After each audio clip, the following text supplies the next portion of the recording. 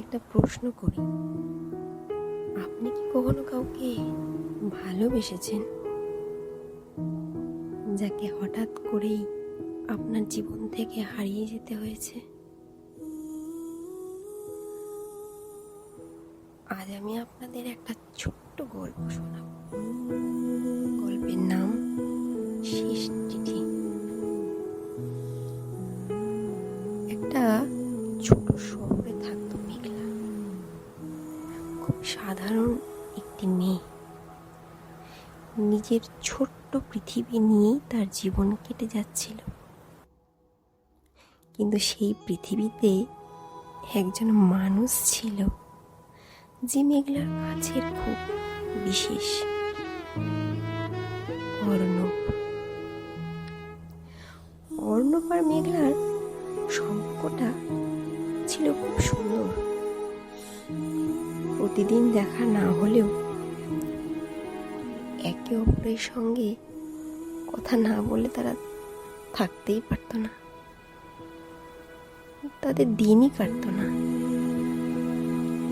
কিন্তু হঠাৎ একদিন অর্ণব কোনো কথা না বলেই শহর ছেড়ে চলে গেল। মেঘলা অনেকবার অর্ণবের সঙ্গে যোগাযোগ করার চেষ্টা করেছিল, কিন্তু কোনো উত্তর পায়নি। যাওয়ার আগে শুধু একটা চিঠি মেঘলার হাতে দিয়ে গিয়েছিল। চিঠির উপরে লেখা ছিল, মেঘলা, এই চিঠিটা এখন খুলবে না। যেদিন আমার কথা সবচেয়ে বেশি মনে পড়বে সেদিন খুলবে।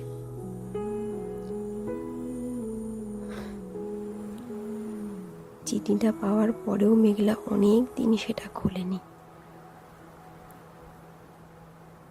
কিন্তু সময়ের সঙ্গে সঙ্গে অর্ণবের স্মৃতিগুলো যেন আরো বেশি করে মনে পড়তে লাগলো। এক রাতে পুরনো একটা বাক্স খুলতে গিয়ে আবার সেই চিঠিটা খুঁজে পেল। চিঠিটা হাতে নিতেই মেঘলার চোখের কোণে জমে উঠল জল। এতদিন পর সে কাঁপা হাতে চিঠিটা খুলল।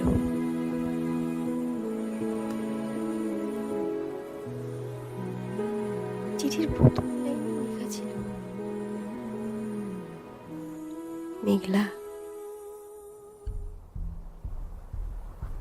তুমি যদি এই চিঠিটা পড়ো তাহলে বুঝতে পারবে আমি তোমার কাছ থেকে দূরে যাইনি, আমাকে তোমার কাছ থেকে দূরে সরিয়ে দেওয়া হয়েছে।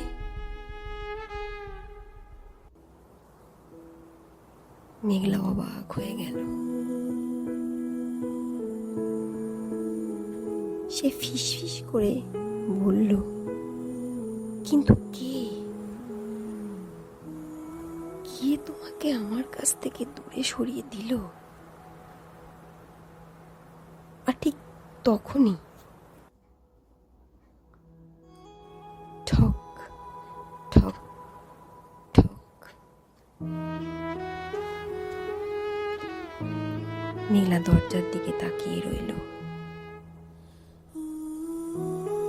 সে ধীরে ধীরে দরজার কাছে গেল। দরজাটা খুলতেই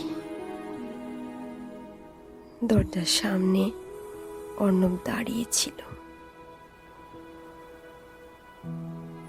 কিন্তু অর্ণবের হাতে ছিল একটা রহস্যময় খাম। কিন্তু অর্ণব এতদিন পর হঠাৎ ফিরে এলো কেন? আর তার হাতে থাকা সেই রহস্যময় খামে কি ছিল?